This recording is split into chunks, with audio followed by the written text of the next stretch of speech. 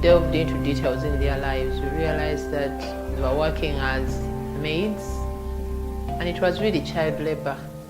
So we endeavored to find out more about their lives and why they are seeking for employment at such a young age. We approached the school, and indeed there was a lot of need. Immediately 77 girls were identified as orphans, and many of them living as housemaids in that community school. They have really contributed a lot to my education through paying my tuition fee. Have not lacked anywhere. They have been there for me. I really thank them. So right now our areas of operation are 2 districts. We work in Kampala district and we also work in Masaka district. In Kampala district we are working with 5 schools. We could work with more schools. However, we are limited by funds, we are limited by logistics. Otherwise, our work is very, very popular, and many schools are applying to get our program into their schools. Our main mission was to make sure that we keep more girls in school. Here in Africa, many girls drop out of school, and they're not considered for school. Mostly in the rural areas, many girls are not given an opportunity to go to school because they are to be married off. So then we are trying to reduce the numbers of girls who drop out of school due to early marriages, early pregnancies, because it is sort of accepted in our culture that a girl can drop out of school and go get married and the family gets dowry. We have girls that are in school that we want to keep in school. We also have girls who have already dropped out of school. These girls who have already dropped out of school need counseling, and they also need skills, because there's no other way they're going to be able to take care of their families without any sort of skill. We work with 2 types of girls.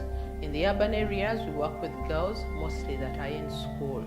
In the rural areas, we work mostly with girls that are dropped out of school, and they have different challenges. The urban girls have a different set of challenges. The rural-based girls have also a different set of challenges.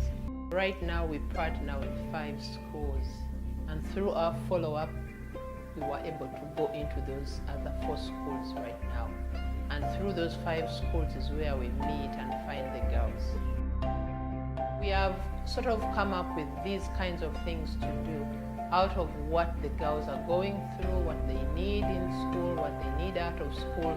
We do school outreaches. The schools have allowed us to go into their schools and do the work that we do. They schedule us on their timetables, and we're able to go in there and talk to these girls. Most of these girls come from vulnerable families. We do counseling. Normally we allocate 30 minutes just for one-on-one counseling, where after every session these girls come to us. So we know very well exactly what to talk about. We do home visits. We visit the girls' homes to make sure that we understand them from the ground up. It's critical actually to know exactly what kind of home these girls come from.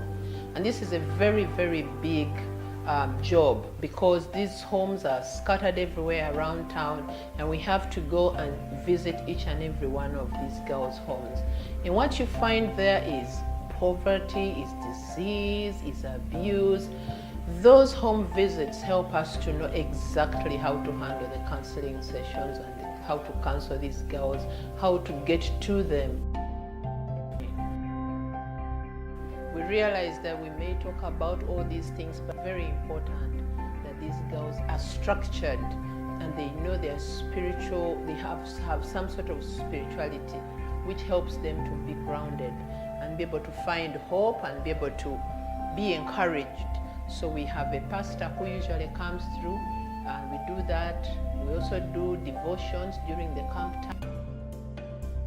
We want to see Project Princess be able to retain 100% girls in school through sponsorship. Sponsorship is one of those things that has helped us to encourage girls to stay in school. Before Project Princess picked me up, my life was bad, but ever since I joined PPI, my life has changed, and I'm now schooling. and I would like to become an engineer, and I hope that if PPI helps other girls, they'll become of great importance in the future. My name is Natujuka Lillian. I'm in senior 3. I even dream to become a doctor. So we want to see 100% retention in the school through sponsorship. We've been working with Project Princess for 5 years. This project has done a lot to our girls. Our girls have changed. They've been open. They have changed in many ways, socially, spiritually, morally. On the other hand, like we said, we have girls who have dropped out of school. Those dropout girls are the most needy sector of girls that we have in Uganda right now. So those girls need skills. So we intend to at least empower 1,000 girls with some sort of skill, whether it be sewing, whether it be candle making, whether it be jewel making. We want to empower them with a skill. See, when they have a skill, they are able to take care of their own. They are able to touch the community. They are better people. Many of them actually have very, very, very pathetic living conditions. That girl is a teen girl with 4 children living in a house that's so dangerous to her and her family. We would like to have a building program that helps build some sort of permanent structure for these girls to raise their kids in. So we want to see that in the next 10 years we are able to reach 1,000 girls empowered, strengthened, educated, even if informally. We want to achieve that. The Princess has built a school for the children of the teen mothers, and that school has many needs, but we would like to see it expanded.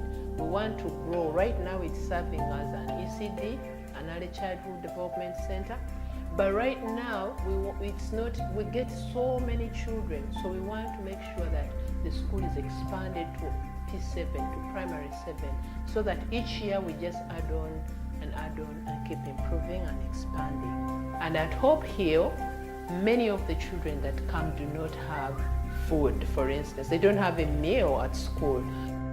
You can help us as Project Princess in many ways. You can choose to sponsor a girl to stay in school. For instance, if you would choose to sponsor a child until she's done with school, you might choose to do a poll with your friends and family. You can buy the jewelry that the girls that are out of school make. They make very, very beautiful jewelry. Or you can come as a team, as a medical team, as a mission team, and be able to accomplish a lot of activities with us. Or you can become our ambassador.